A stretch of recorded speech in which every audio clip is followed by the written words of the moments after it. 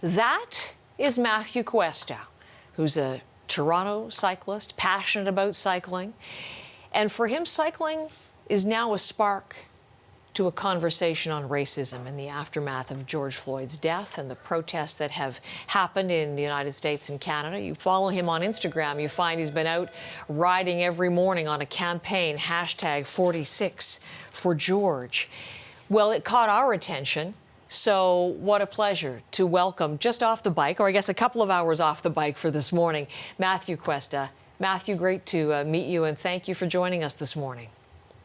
Good morning, and thank you for having me. I really want to talk about the campaign, but I think we have to understand what gave rise to it. And to do that, we have to go back to last week when you saw the video of George Floyd's killing. Yeah. What effect did that have on you?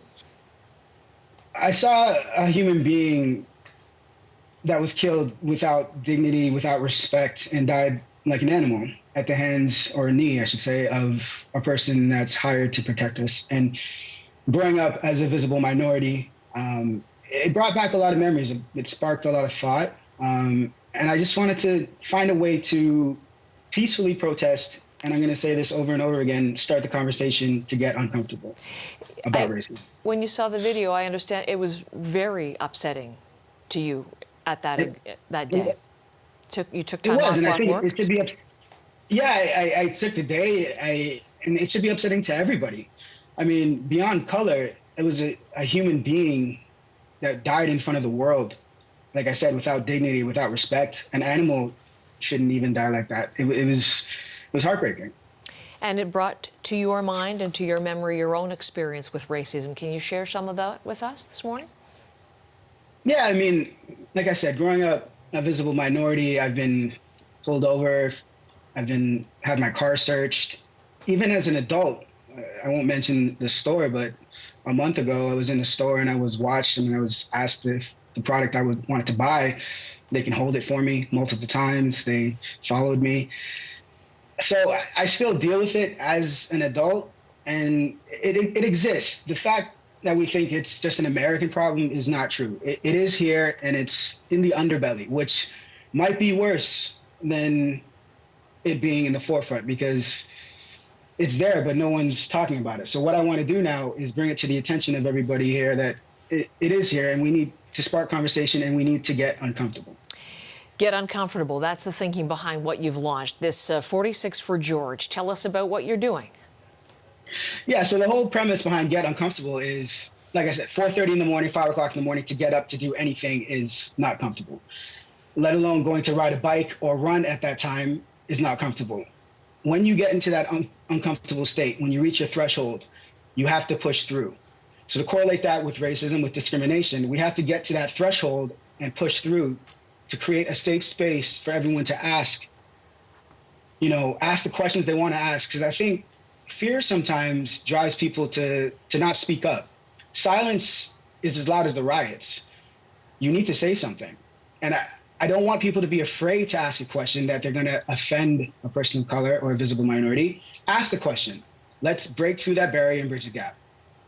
So every morning, as you said, 4:30, 5 o'clock, you've already done your ride for today. You're doing 46 kilometers. You'll run if it's rainy, but fingers crossed, 46K on your bike for 46 days. Yeah. And the 46 number, just so people understand the significance? That's how many years George Floyd lived. So he died at the age of 46. So I'm trying to honor a kilometer for every year of his life. So you want people to get uncomfortable. I mean, it's early on in your campaign. This is day 4, day 5? 4. Day 4, yeah. But you hope it starts conversations, difficult conversations. What kind of response and conversations have you had to this point? The response has been great. Yesterday, after Block TO had shared my campaign, I had a lot of messages and a lot of people thanking me, a lot of people trying to understand what I was doing. So I think the goal, it's coming to fruition. It's starting, and it's starting a movement, and it's getting people to be comfortable in asking those questions and getting awareness out there just by writing. So I don't know where this will go. I started it 3 days ago. I don't have a plan. I didn't expect it to grow as fast as it did, but it's doing what it's supposed to do.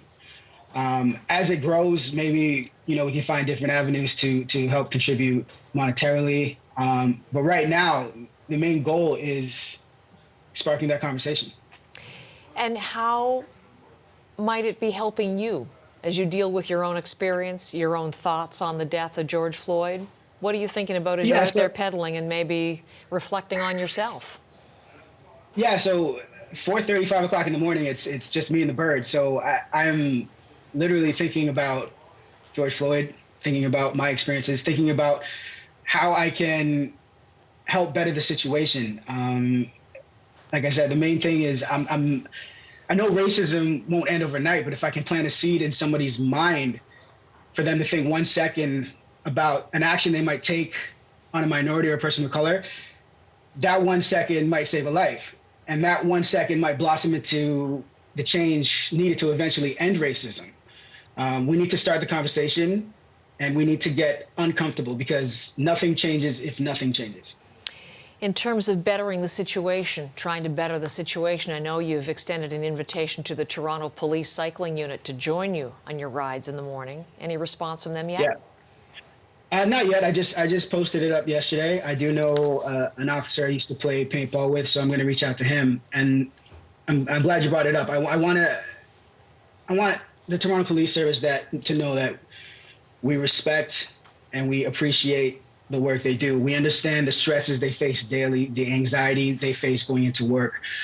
What I want to do with this conversation is make them understand the anxieties we have. I want to bridge the gap, and I want to get those uncomfortable questions, especially with the Toronto Police Service, to start that conversation, because I think bridging that gap is going to help start something. I know growing up, I feared police. And so some aspects I still do. I think we all do as human beings, whether it be, driving down the road, getting a ticket, doing something wrong. We all have a slight fear of authority. And we need to stop that. We need to bridge the gap and know that we're here for each other. Well, stay in touch with us, if you would, Matthew, because if they do accept your invitation and ride with you, we definitely want to be there for that moment. Thank you so much for the time. We'll follow along. Thank you, Heather. 46 for George, the campaign launched by Matthew Cuesta. He's in Toronto this morning.